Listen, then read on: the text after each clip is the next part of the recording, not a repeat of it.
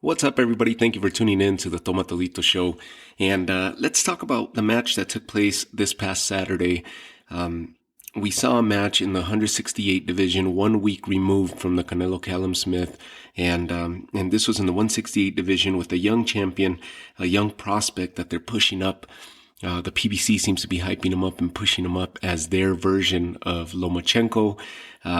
Decorated amateur record, Cuban fighter fighting out of Minneapolis, Minnesota. And I'm speaking, of course, about David Morrell Jr. This past Saturday, we saw him in action against Mike Gabronsky. Mike Gabronsky, I didn't know much about him. I was looking at his record. It looked like going into the fight, the most notable names that he had on his resume were Turiano Johnson and Jesse Hart. And both of those fighters, Gabronsky lost to. He came into the fight with a 26-3 record, 3 losses. 2 of those losses are to Jesse Hart, Turiano Johnson. I believe the third loss was to a boxer by the name of Deshaun Johnson.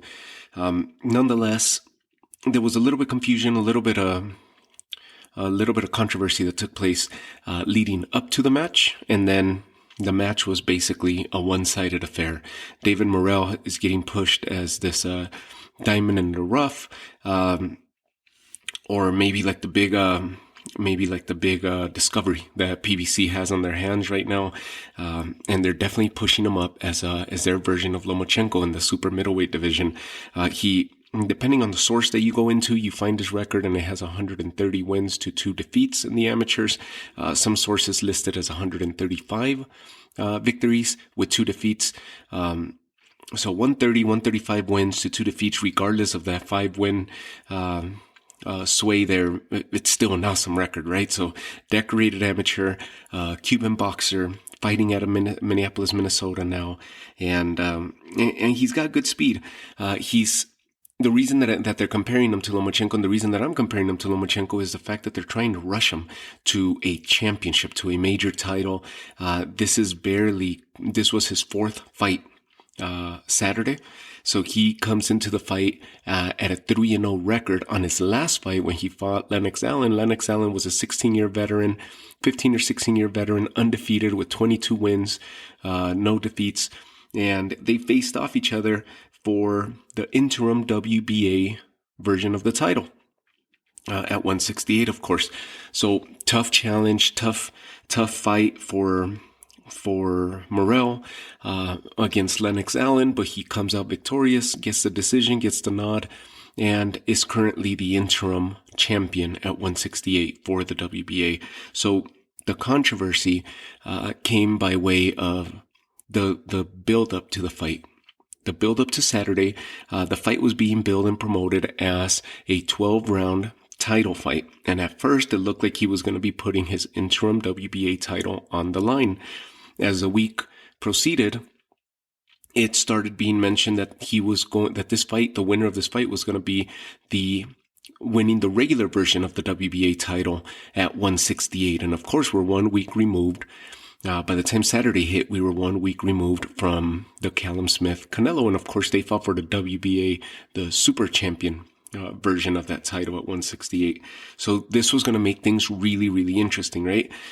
Morrell carrying the interim strap from his match and from having won that title back in August against Lennox Allen, and now being moved up to the regular champion status if he was to be victorious, of course.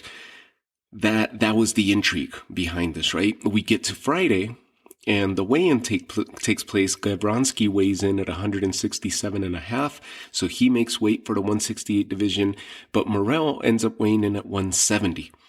So all of a sudden, it seems to have caught everybody by surprise. The reporters, you start hearing mention of this on the telecast and on the pre-telecast, the weigh-in telecast, and they start mentioning that the bout had now been moved to a non-title 10-round fight.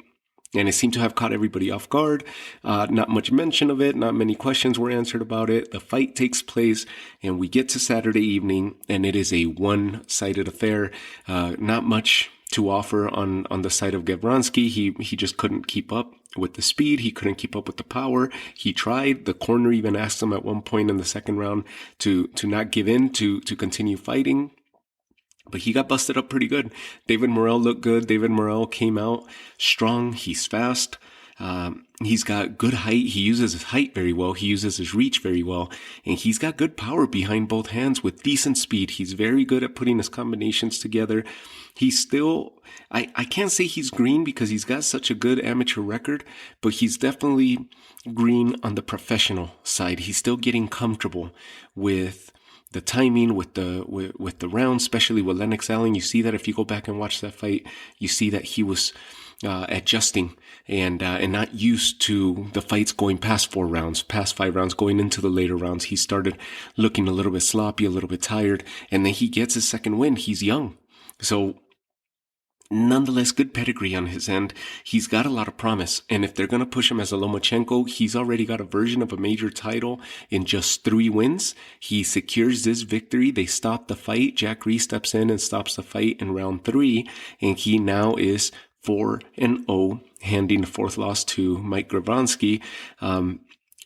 Again, non-title fight, so he retains. It seems like his title was never in play, and he was never going to lose anything. The bout got changed to 170. They modified it, and it is what it is. So he's still the interim WBA champ at 168 at the moment. He's 4-0, and if you haven't heard about David Morrell Jr., this Cuban prospect, keep an eye out for him. Do some research on him. Keep an eye out. Check out his previous fights and see what you think.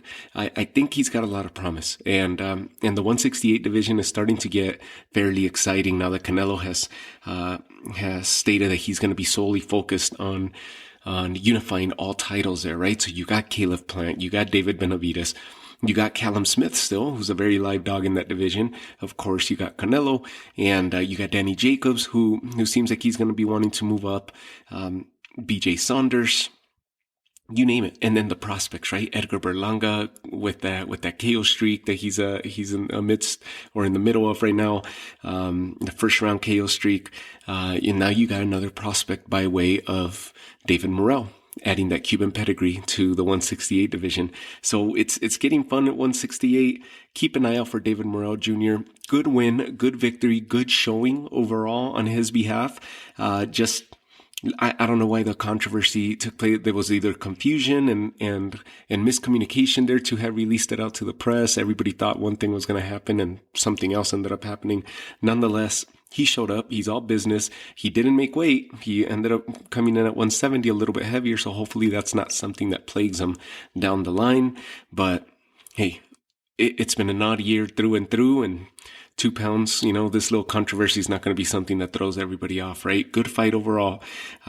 Good showing by David Morrell, and he is your WBA interim champ as we sit here today. So with that said, thank you guys for tuning in again to the Tomatolito Show. Let's keep an eye out for this young prospect, and I'll talk to you all soon on an upcoming episode. Take care.